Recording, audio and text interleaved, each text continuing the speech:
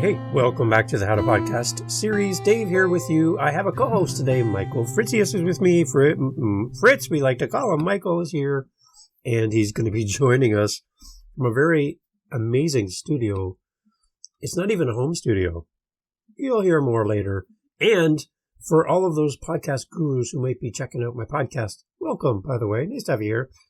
Michael is using a Blue Yeti. Ooh.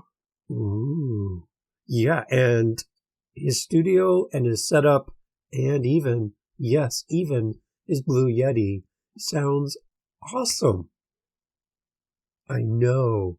So all those people who throw shade on people with an interesting setup and using a Blue Yeti, take note that Michael is doing it and doing it so well. Here is the promo for his podcast. And you will find it the Third Wave with Fritz. And his website is podcastify.me. All the links in the show notes. But here you go. Here is Fritz, Michael, and his intro to his podcast. I thought I'd share with you before we jump in. Here you go. If you're a coach, you probably got started because you have a big spark to impact the lives of others. Maybe you had some major trauma that thrust you on this path. Or maybe your superpower has given you some amazing success, and you want to replicate that in others. However you got here, though, if you're running a coaching practice, there's one thing that you have to master in order to keep your business going and keep serving people. Finding leads. Fortunately, you have a secret weapon. The podcast, a medium that everybody knows about by now, can be the single best way to attract leads and build amazing relationships. It's evolved from being simply another form of broadcasting and from being just another form of content. Now, this third wave of podcasting has it poised to be one of the best ways to knit the hearts and minds of your best clients to you. That builds the kind of relationships that lead to people wanting to work with you. And those relationships can be built in record time. If you're a coach, there's no better time to hop on this wave than now. I'm your host, Fritz, and you're listening to The Third Wave with Fritz. Let's dive in. There we go. Welcome to the How to Podcast series. I have a guest joining me, and this should be interesting. He's joining me from his amazing studio. When you talk studios, you're thinking, oh my gosh, like this posh with leather couches, having like a cappuccino machine in the corner. You have like a nice mood lighting. Oh yeah. But this guest has more than that. This guest has got wheels. Yeah. He's got wheels. So, Michael, welcome to the How to Podcast series. My co-host for today. Welcome. How are you? I'm doing well, man. It's a beautiful day in the neighborhood. It's a beautiful day for a podcast. Come on. That's amazing. That's all I got. I only have the one stanza, man. That's it. I didn't think this far ahead. I didn't think I'd get here. I should make a whole song, is what you're telling me? Like theme song. Yes. You should. And you have a very talented daughter, which we'll talk about in the future here in the podcast, but coming up with something great, a great idea. We might want to plug this, and maybe we'll just blow this up. This is great. Welcome. And you're joining me from your studio. And as I alluded to, it has wheels. Can you please explain to the listeners? The viewers are like, what a great background. But for the listeners, what a great background. Where are you right now? Yeah, so I'm at Studio 150 in St. Louis, Missouri. And Studio 150 is actually a Ford F-150 crew cab. So I have a little bit more room in the back seat. But for the listeners, and I'm not going to like move the camera around and stuff, but I've got the middle console flipped down. I've got my laptop sitting at the end of the console. I got my microphone right here, like a thumbsuck away from my mouth. I got the camera, but it's just me in the seats. All this upholstery just eats up all this extra sound. It really does sound like I'm in an actual sexy studio, like what you mentioned. Like, I got people bringing me tea and stuff, and I got people, rubbing my feet and stuff. I don't have that. It's a truck, dude. That's the secret. Podcasting on a budget 101, ladies and gentlemen. Rubbing your feet? I have never thought of having somebody rub my feet.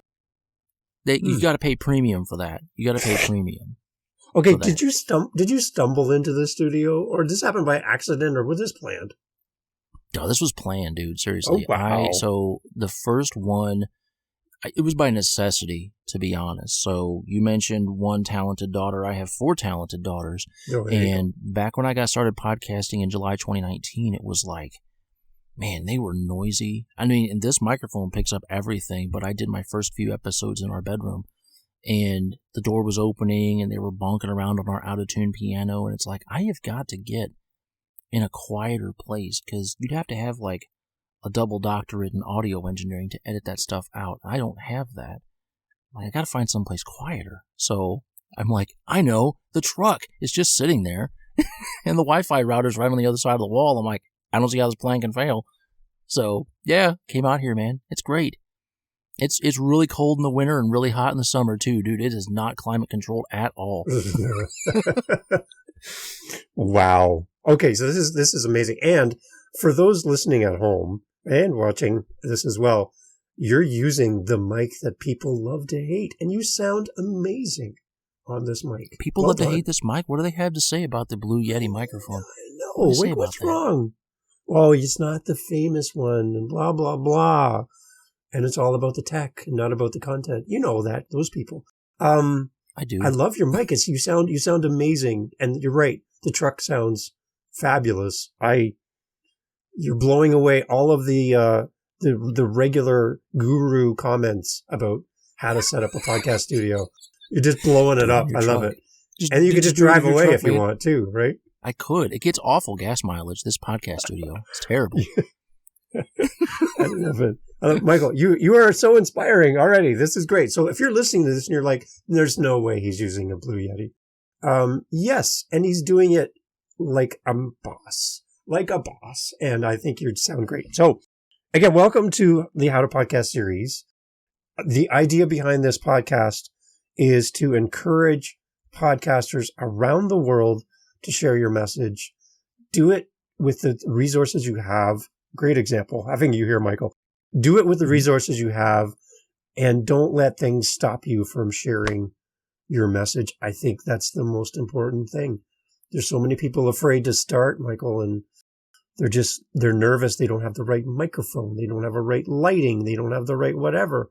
But their message could help somebody. So let's start off with that, Michael. What are you seeing in podcasting that's exciting to you? And my dog barks as we talk. What do you see in podcasting that's exciting to you, and why did you start this? Well, so I started podcasting. It was really, honestly, and I know that for the folks at home listening to this, they're like, this is really going to tart up your first impression of me if you've never met me before. It was really a vanity thing. I thought, I've got all this wisdom in my head bonking around. The world needs to hear this. And I've got a microphone. I'm the guy.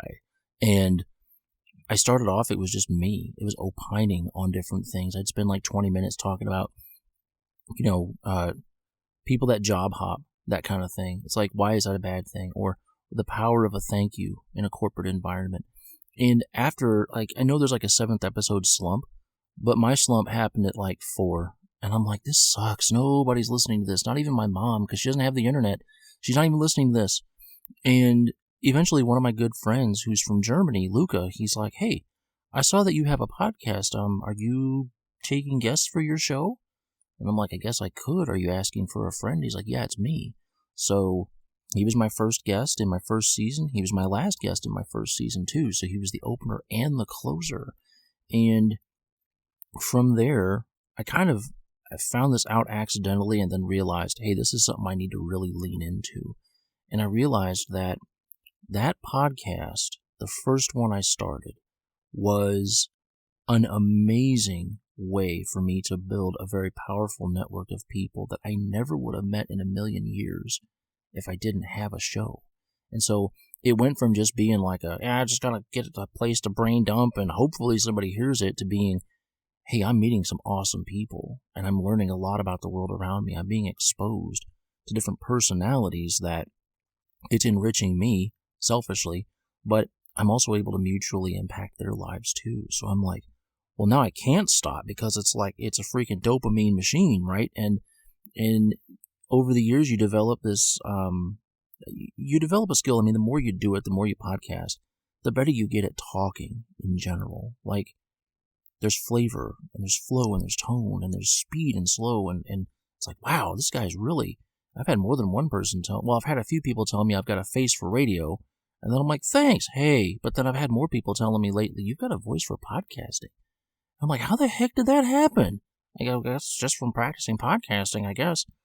But it's led me into some public speaking opportunities. So, yeah, that's how it got started. It and yeah, like the other part of the question, what I've noticed is it is an amazing way to build deep relationships with people. That's the trend. I think that's really the trend overall. People are using it like way above than just having it be a source of content. It's a source of meeting awesome people. Yeah. I love making connections with people and learning. I think that's the one thing for me. I tell guests quite often that come on some of my other podcasts that when I'm done talking with them, I feel like I have to run around the block. I got this pent up energy from hearing a great conversation. And I'm like, I'm sure my neighbors think I'm crazy, but there goes Dave running down the street, Yeah. I don't have a Studio 150 yet. That's on my list. Yeah. But he must have had a guest. Was that another guest? There's Dave again. There's that podcast guy. So I just love unpacking a story with somebody. And I guess one of the things from an interview perspective that I like to do, and one of the questions I ask in my pre-interviews with my guests is, what do you want to talk about that you haven't talked about already? Because I noticed you've been on X number of podcasts and you've kind of built a library of content around this part of your story. But what have you not talked about yet? What have you not gone deeper on that you'd love to expound on? And by me asking that, I'm basically saying, how can I create a podcast that you want to share? Without saying to them, hey, Michael, will you please share this podcast?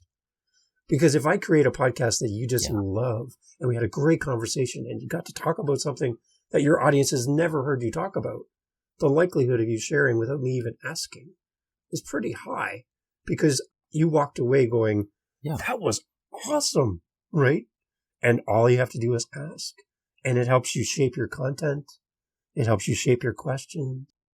And you get to go and you get to see them unpack and kind of expose a part of themselves to their own community. And you get to see the pride in them going, right, that was a great episode. That was really fun. So any tricks for you on how you format your podcast and how you approach, like you mentioned your interview, but anything that you're learning about interviewing at all?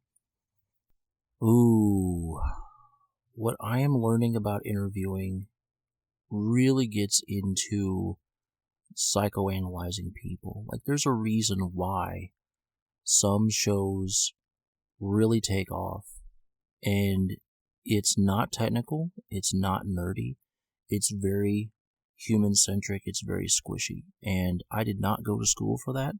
I did not go to school to major in sociology or psychology. I majored in computer science, and so it's been a heck of a mind job for me, for sure, but what I'm learning is connecting with people at a really deep level and making it super easy for people to consume the content. It comes down to how do you make it simple for people to decide to go hear the rest?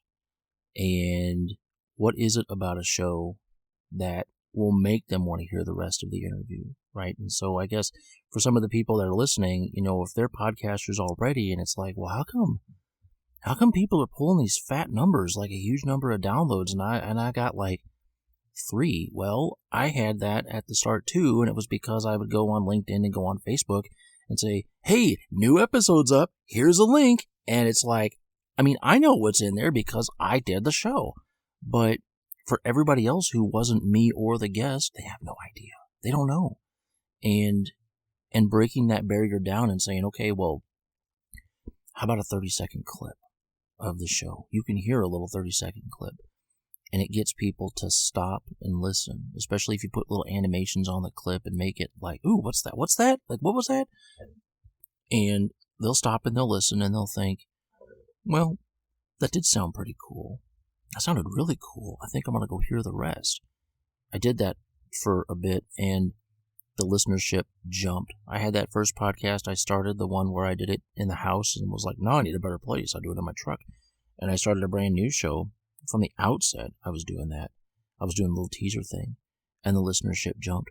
But what, and I've said that on shows previously, but what I haven't said is the ability for a podcaster to be very successful in building listenership quickly.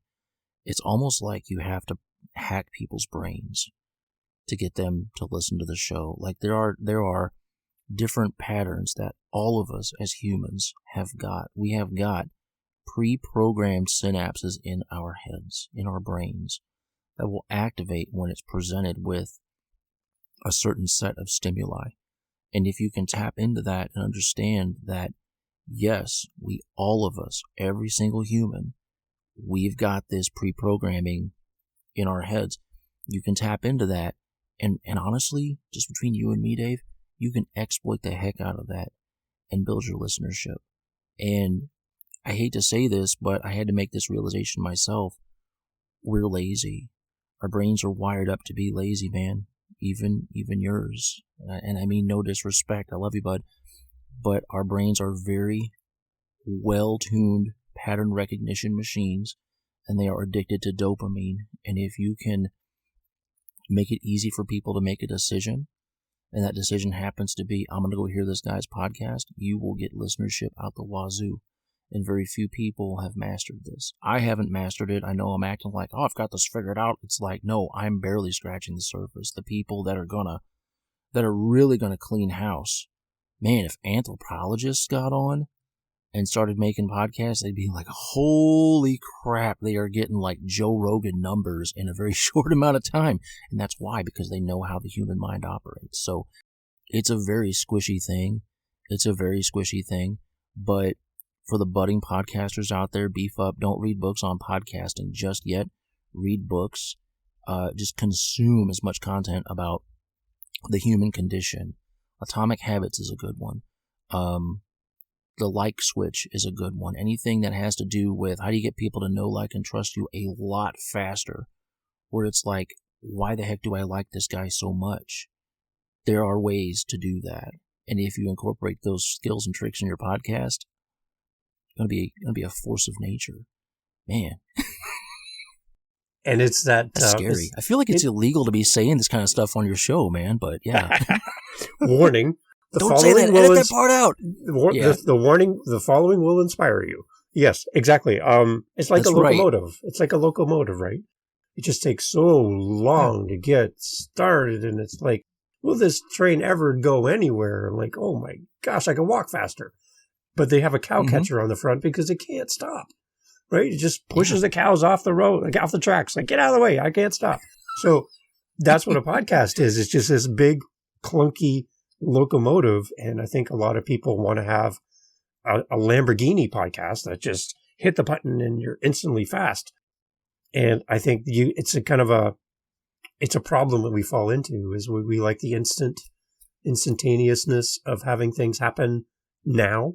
And a podcast that's going to have longevity and build an audience and community is a locomotive. It's going to take time. Yeah. But once it's rolling, you better get out of the way because it's just going to,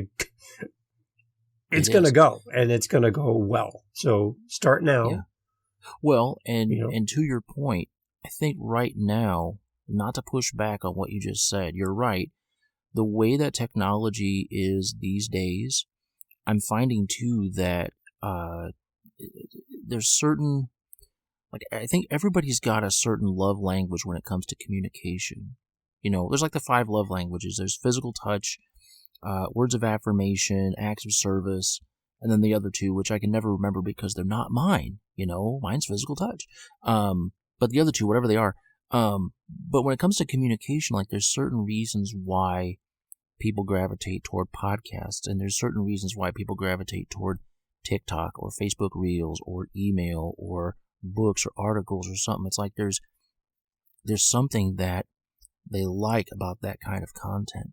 But these days, you can take a podcast and you can chop it up into small pieces and put it on TikTok. Those teasers I mentioned before, if you take those, like a 30-second clip, and you put that on TikTok, then you're going to have that group where they're like, man, this is amazing, yeah. Well, then the next stop is, if 10% of people that really like every time they see your stuff and they poke the heart button, what if some of them visit your profile? What if some of them visit your profile and you've got a link to a link tree? What if the link on the link tree includes a link to your podcast?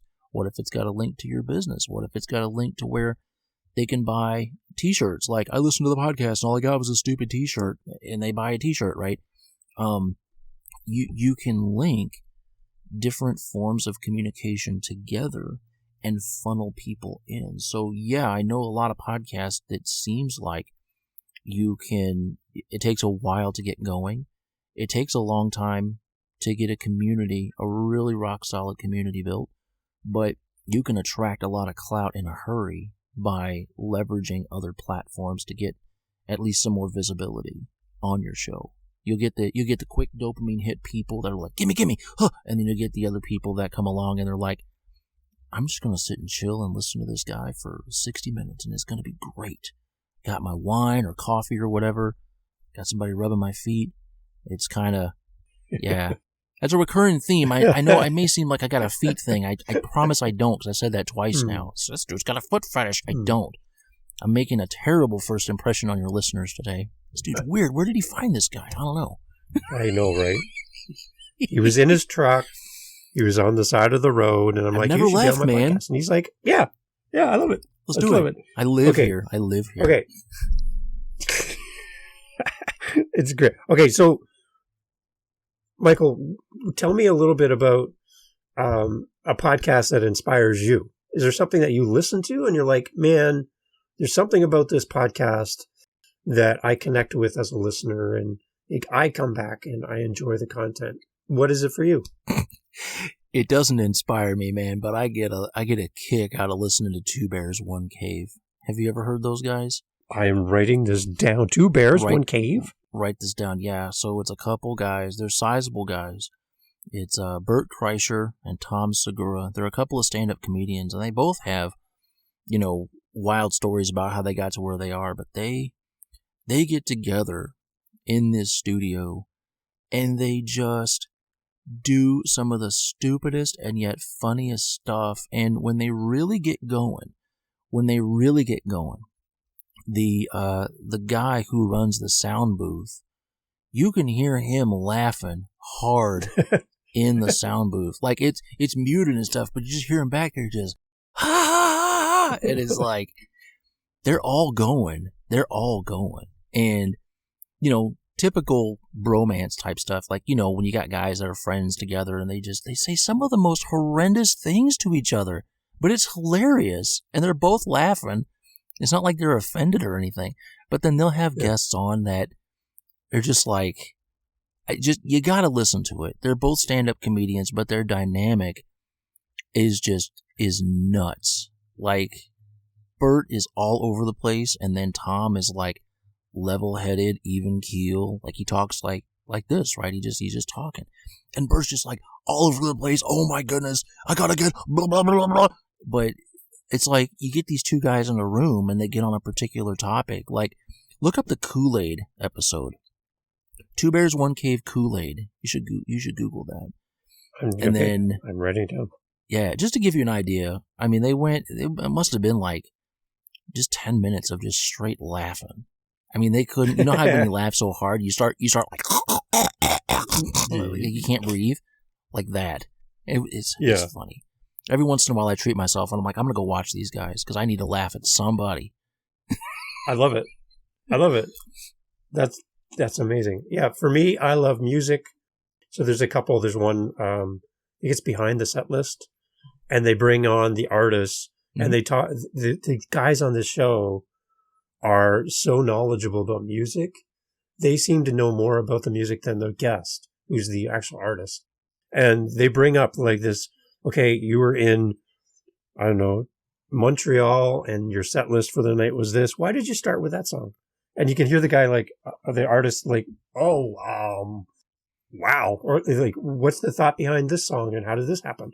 And you get to hear how somebody crafts a show from a set list perspective. And as a musician, I'm like, this is so cool because you get it behind the scenes about crafting a great show, and how you build the audience and everything. And I'm just like, and then they talk about the music and the fact that this song is, we never do this song because we can never agree on whether or not we like it. It's like, but then the crowd asked for it and we do it anyway. So it's just so cool to kind of get you behind the scenes with somebody that you might never have a chance to hear from.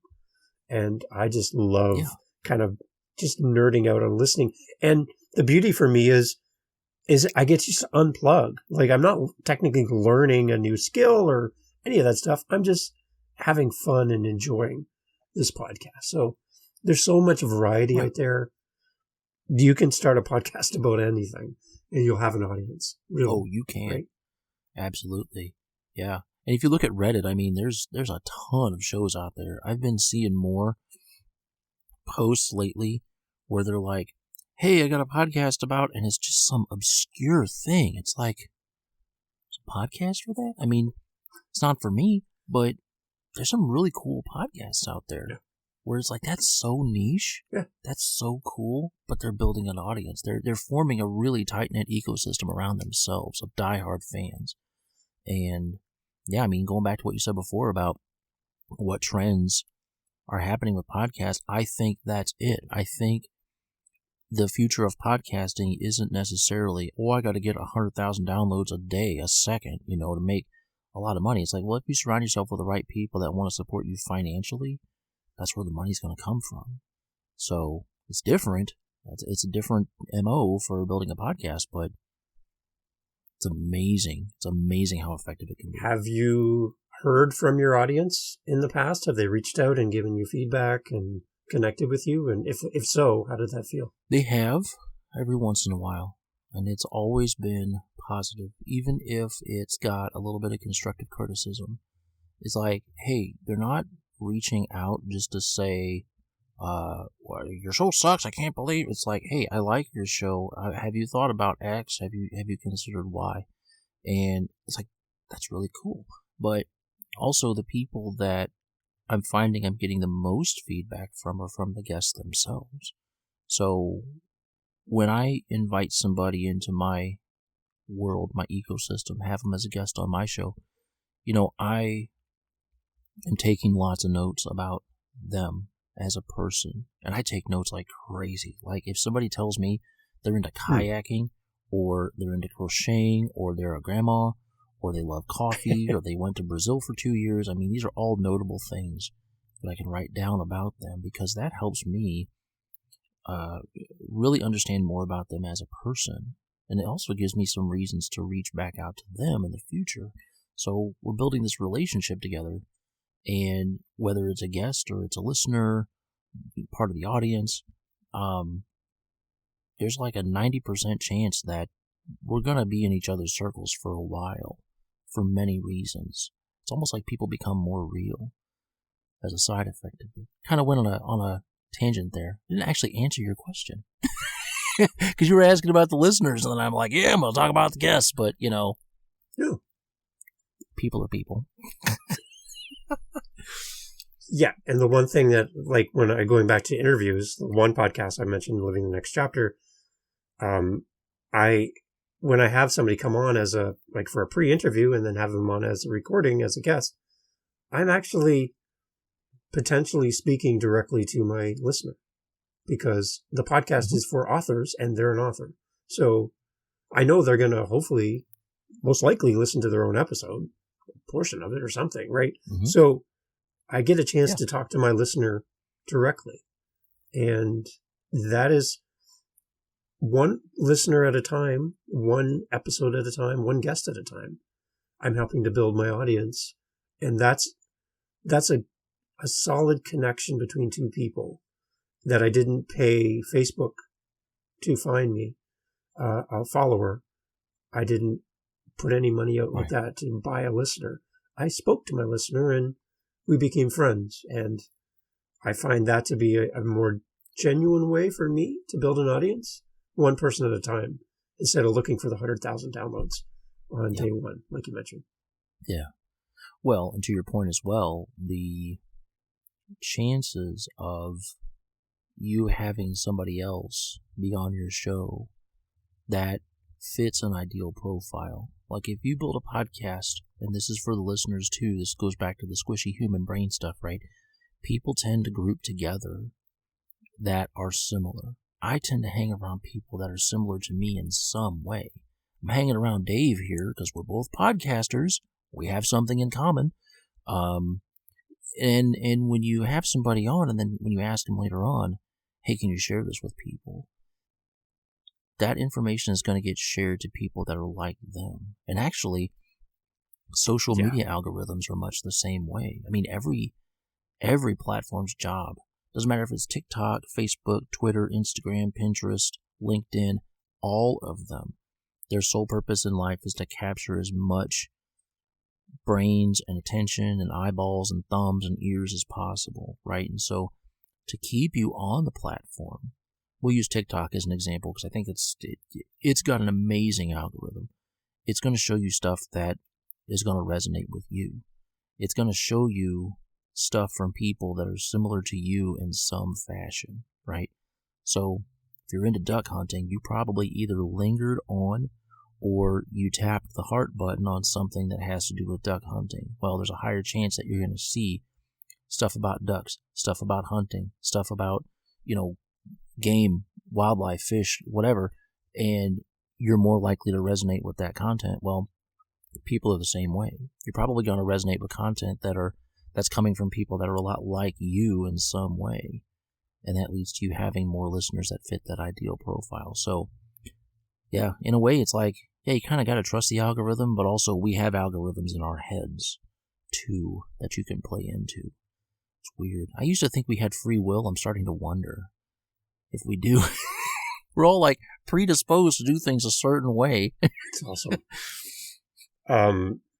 So when you hear back from your audience as well, I put SpeakPipe on my website, which is a audio thing where you can leave a voice message, and you get an email with the attachment, and you can listen to it or download it. And then I take that audio message and I put it into a podcast. So I have Christina, Rachel, and Paolo, who have all three of them have reached out to talk about the podcast and thank me for the podcast. It's kind of nice to hear a voice, right? And when you first do your first few episodes, you have an idea of who your audience is. But when your audience actually sends a message and reaches out to you, now when I get on the microphone and record something, I'm thinking of Christina, Rachel, and Paolo because I know their names.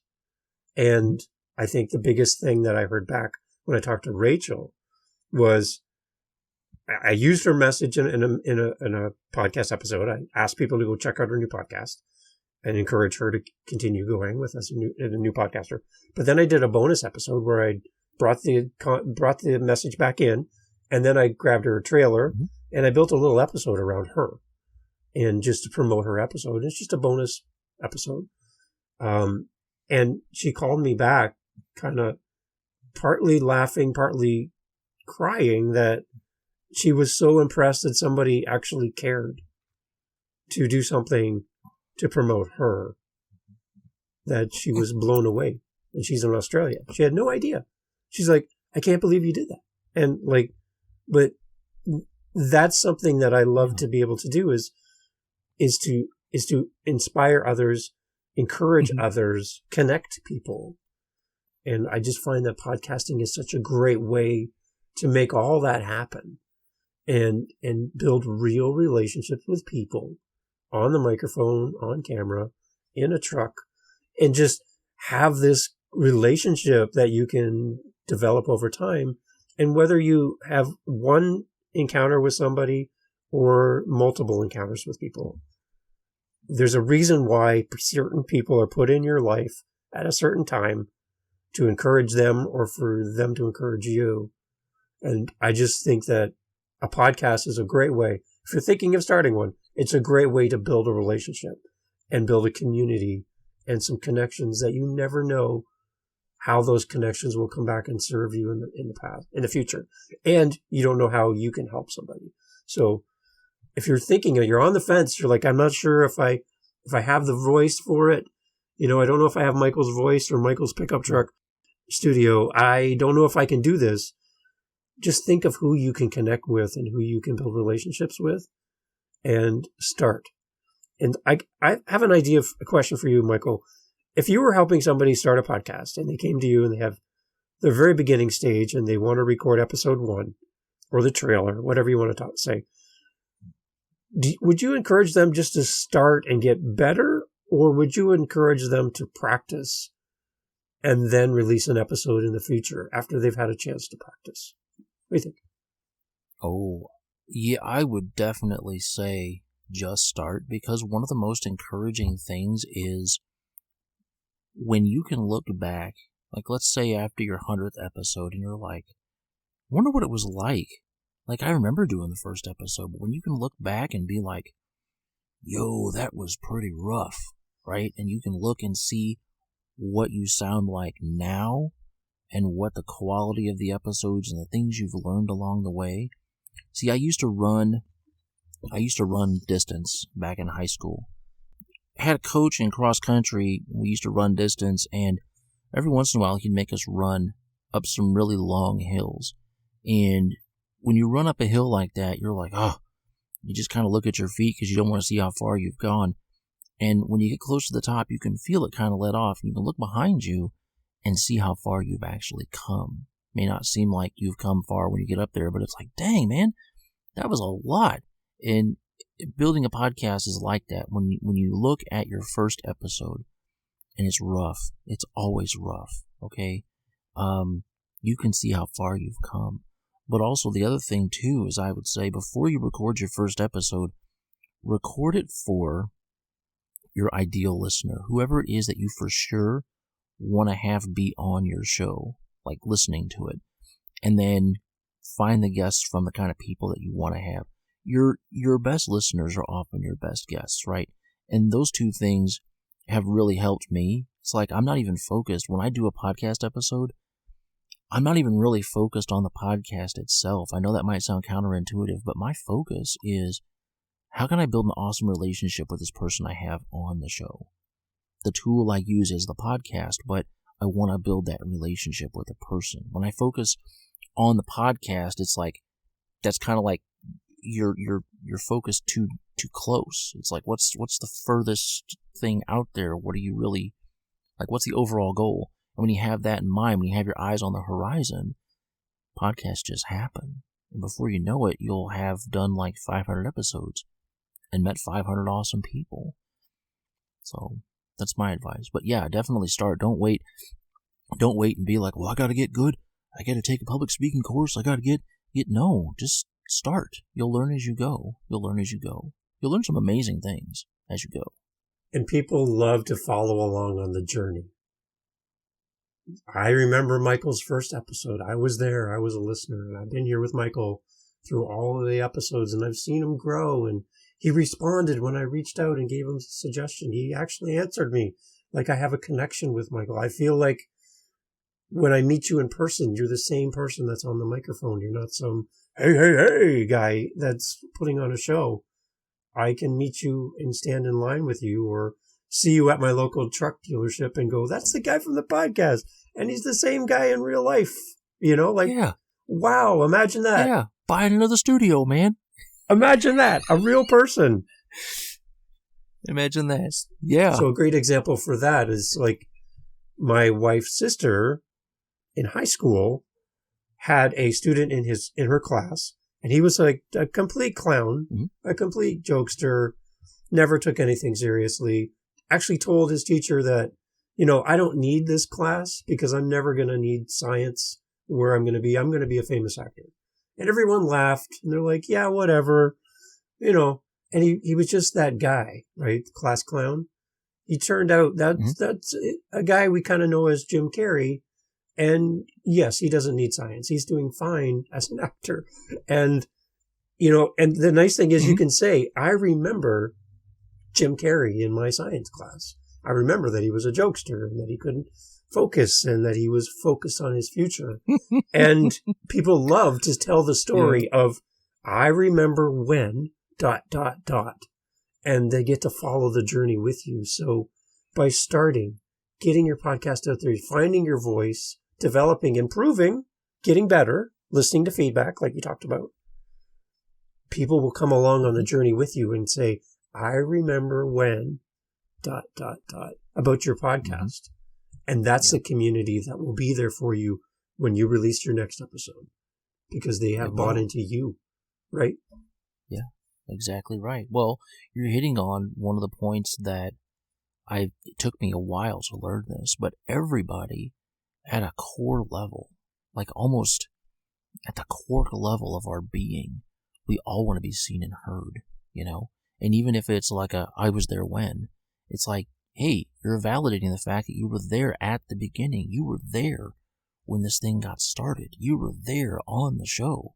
You were one of the first, like, single-digit number people that were on the show. You were part of this at the very beginning. People want to be seen and heard. And I think that's one of the things that makes podcasting so potent and so powerful is whether you're watching us or you're listening to us, we are being heard. We're being seen. And for guests that are on your show, they're being seen. They're being heard. Every show you record is one more example of you being seen and heard by who knows how many people. There's 8 billion humans on the planet. The right people are going to hear you at the right time for the right reason. So, yeah, don't wait. Just start. Don't worry about getting it right, because often we are our own worst critics. I know I'm not only the president, I'm also a client kind of thing, right? I would beat myself up and be like, oh, it's not good enough, it's not good enough. And then I'd have people be like, it was freaking amazing. How did you do this? I'm like, I just got the microphone out and started talking, but thanks. And after a while, you realize you're like, I do have worth. I do have knowledge. I know stuff. I've got a story to share. By God, I'm going to share it. And the rest is history. It may sound like pompous, arrogant. I promise it's not. It's just everybody's got value. Everybody's got a story. So get out there and share it. Go team. Michael, for the listener who's just started their podcast, they've got a few episodes, maybe 10, maybe 4, whatever. They're getting small listen numbers back. They're feeling a little bit deflated because they thought they would be a big success right out of the gate. What would you say to them to encourage them to keep going, to keep showing up for their audience? I'm curious to hear how you would speak to them and spur them forward. I would say it's perfectly okay and highly advised to spoon feed people. And what I mean by that is, if you just recorded an episode, whatever the topic is about, you probably have a particular person in mind that you think would really enjoy hearing that episode. So like, let's say you've got a variety podcast where you're talking to a bunch of business owners, all different sectors, all different experience levels, and you've got one person that started a vet agency, like a veterinarian practice, and you know a couple of vets that you think would really get a kick out of this show. Maybe there's something funny or some piece of trivia or whatever that is like, Dr. So-and-so would really like this. Send them a link to the episode. Let them hear it. And the more you do this, A, you've just built a little bit more of a relationship with the Dr. So-and-so that you already know. But B, you're helping promote a little bit of a relationship between the doctor you know and the doctor you just met on the show. The more you do that, and the more you expose a variety of people to your podcast, the more likely they're going to keep listening. Because they just listened to this first episode, maybe they're going to listen to another one. But it's perfectly okay, and I think I'm going to make kind of an obscure reference here. I'm going to change a little bit of the answer, but I always look for reasons to reach out, okay? Here in the U.S., do you guys have Scooby-Doo up there? You know who Scooby-Doo is? Oh, yeah. Oh, okay. Yeah, okay, well, because I didn't know if it was just an American thing, or it's like, no, it stops at North Dakota. It doesn't go that far north, eh? So you know how Scooby-Doo, exactly. Well, you know how Scooby-Doo is like rut-row all the time? That's what I call a reason to reach out. I call them a rut-row. And you can find rut rows all the time, and if you have a reason to reach out to somebody and it happens to be, hey, I got a podcast episode that I think you in particular would really enjoy, you'd get something out of this, give it to them. That's one more listener. The more you do that, if you do that 10 times a day, every day, to 10 different people, and you do that for 300 days out of the year, that's 30,000 new listens. I think. No. 3,000. Can't math. The math ain't mathin'. It's Monday. So that'd be 3,000 new listens, new people that were like, whoa, you got a podcast? What? Mm-hmm. That's huge. That's a lot higher than 4, you know? And I had somebody reach out to me and they said, Dave, I have my podcast. I've had 20 consistent listeners and I just wanted it to be more. You know, I put a lot of work into this. I'm paying for it. I'm not making any money. But there's 20 people who show up for me every episode. And I said to them, now imagine you walked up to a platform or up to a podium and a microphone. You looked out over the room and there's 400 seats, but there's 20 people. Would you walk up to the microphone and go, oh, it's only 20 people here. Well, that's not really worth my time. I'm going to leave. And the 20 people are like, we've been here waiting for you. We have questions and we want to meet you and get an autograph or some time with you and talk to you. We love your stuff. We've been following every episode. Would you really say to 20 people that, oh, it's not the number I wanted, so I'm not going to do this anymore? You have 20 people who are showing up for you. Yeah. Celebrate the small. Yeah. Celebrate it. You can connect with 20 people better than 400. You can get into their lives. You can talk to them and encourage them. Absolutely. And respond to their messages like you talked about. You can do all those things when you're small and do it well and build your base of your community so that when you do have more success down the road, if that happens, great. But you have the 20 who keep coming back. And I know there's a core base that come to this podcast. And I thank you for doing that, by the way. Celebrate the small and be happy with one listen. That's one person who could have been on Netflix, could have been on social media, could have been watching a movie, could have been out walking their dog, doing something else. They stopped and came to you. In the busyness of this world, they found you. Celebrate the small. That's kind of my big thing. That's absolutely right. I think that's the new wave of podcasting. I think small is good. I think small, tight-knit communities of people that are like, you know, you got 20 people and 100% of them are willing to pay you $5 a month. That's $100 a month. Yeah. You know, that's huge though. I mean, the ability, if people are willing to share financial energy with you, that says something. That says something. And sometimes people are like, yeah, I've got 100,000 listens. And it's like, well, how much money are you getting from those people? Probably none. If you're getting paid, it's probably from sponsors who are only paying you for access to their ears, those people. But if you've got people that are willing to support you financially, that is huge. That is huge. So little goes a long way. Little goes a long way. All right, Michael, you've been so kind with your time there in Studio 150. Before we close off, I have a question for you, but before that, let's talk about your podcast quick. Let's promote that. Send people your way. How do we find you and your podcast? Awesome. Well, I do have a podcast. It's called The Third Wave with Fritz. And the premise of the podcast is, how do we use this medium as a way to build business? And so I have a high concentration of business owners, entrepreneurs, founders, and coaches on as guests. And what I do is, after the show, I take furious notes during the show. So if you're on as a guest and you see my camera wiggling, I just got heavy hands and fat fingers. And I'm taking notes. But I'm writing down a lot of key information. I come back later with a detailed playbook. Whether you have a podcast already or you don't and you're thinking about starting one, I'm going to show you some key tactics on how to get the most out of it that help you have a podcast that can draw in business for your business. Draw in business for your business. I need to change it up a little bit. Anyway, stop by podcastify.me, and up at the top, there's an option that says guest on our podcast. That's where you go if you want to apply. Be sure to say that Dave Campbell sent you. I love it. That's great. It's Dave's fault that I'm here. So, or secret password Studio 150. That's another way to get that's right. behind the scenes access right there. Yeah. Okay.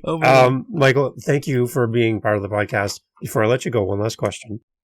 Okay. Can you please tell us about this amazing thing that your daughter has made that has already sold?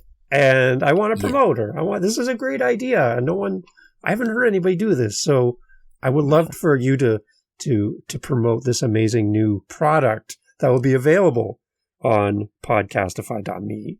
Yep. Come on, please tell me more. All right. Well, the mic that you love to hate, the Blue Yeti, we now offer an aftermarket addition to it. We actually have a pop filter. It's a handmade pop filter. My daughter Amelia, she's 11. For now, if this airs after May 26th, then that's going to be a big fat lie. But she makes these. She makes them out of yarn, and then she puts this, it's kind of a real fuzzy, like I guess when it's all done, it looks like what's known as a dead cat filter. And it just goes right over top of the microphone head, and it keeps the pop-popness and stuff like that from coming through. And I would have had one, but I sold one already. The one that I had to a guy. Sold it to John Feldman in Florida. And he's an awesome guy. Had him on as a podcast guest, and I told him what I was doing, and he's like, dude, I'm going to get one of those. I'm like, are you serious? Yes. He's like, listed on the website. I'm going to buy it. I'm like, okay. So we sell them for $35. They're handmade. Takes her probably a few hours to make. And 100% of the proceeds go to her. She's starting a small business. All of our girls have an entrepreneurial streak. I have no idea where they get that from. No idea. But yeah, stop by podcastify.me, click services, and then scroll down to fun stuff. That's where you'd find it. I love it. I love it. It's so amazing. What a great thing. So yeah, if you have the most amazing microphone in the world, the Blue Yeti, and I just made a bunch of podcast gurus go, oh my gosh, to the heart. If you have, what is going on? Who are these people? Unsubscribe. First of all, I just want to remind everybody that this podcast was recorded on Michael's side with the Blue Yeti, and he sounds friggin' awesome. It's so amazing. I love it. I love it. So I just love that we're making podcast gurus bang their head right now that yes, it is possible to use the equipment you have and do what you're doing so well. So Michael, thank you. Please go and support Michael and this amazing new product. And I hope you learn how to crochet. But you have to do them too. So this sounds really great. Thank you, Michael, for being part of the podcast. I hope to have you back again, to have the conversation again, because you brought so much great wisdom and insight. Truly, I'm so happy to have you here. I'm so glad we connected. I appreciate it, man. It's been fun. It's been fun. I love this. I'll just say I loved it. You're an awesome dude, man. I hope I can come back again soon. I need to know, Michael, what color is the truck? It's white. Yeah. Wait, okay, there you go. I just had to know, because I closed to the inside. Yeah. I got to know. Yeah, awesome. Thank you, Michael. From Studio 150, with 4 wheels and a steering wheel. Michael, thank you so much for being part of the podcast. Appreciate it. Thank you.